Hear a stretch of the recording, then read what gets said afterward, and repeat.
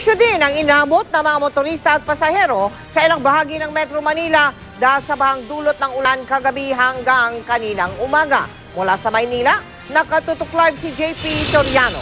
JP. Mel, pabugso-bugso lang yung pag-uulan dito sa Maynila buong maghapon pero di naman ito nagdulot ng pagbabaha. Sa ilang lugar, taliwas yan, Mel, sa naranasan silang lugar sa Maynila at Mandaluyong kaninang madaling araw.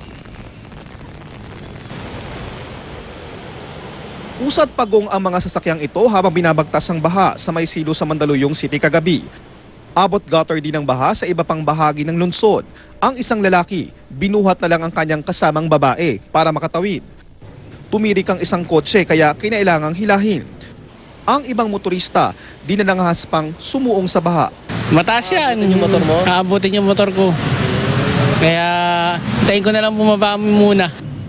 Sa Maynila naman, pati isang truck nabalahaw sa bahagi ng Rizal Avenue. Kwento ng driver, dahil sa baha di nila namalayang ang nadaanan nila ay ang bahagi ng kalye na kinukumpuni. Mabuti na lang at humupa na ang baha nang tumigil ang malakas na ulan. Pero sa Taft Avenue, hanggang gutter pa rin ang level ng baha hanggang kaninang madaling araw.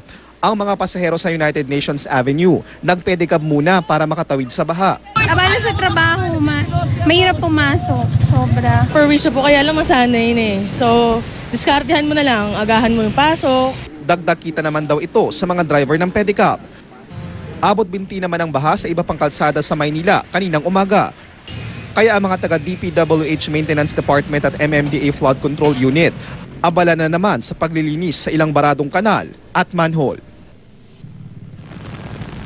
Meron dahil pabugso-bugso nga yung ulan ay inaasahang magiging madulas yung kalsada sa ilang lugar. Kaya payo ng mga otoridad dun sa motorista ay alalay lang sa pagmamaneho. Dito naman sa ating kinalalagyan sa karamhahan ng Ross Boulevard, Corner Calao Avenue ay maayos naman ang lagay ng trapiko. Mel? Maraming salamat sa iyo, JP Soriano.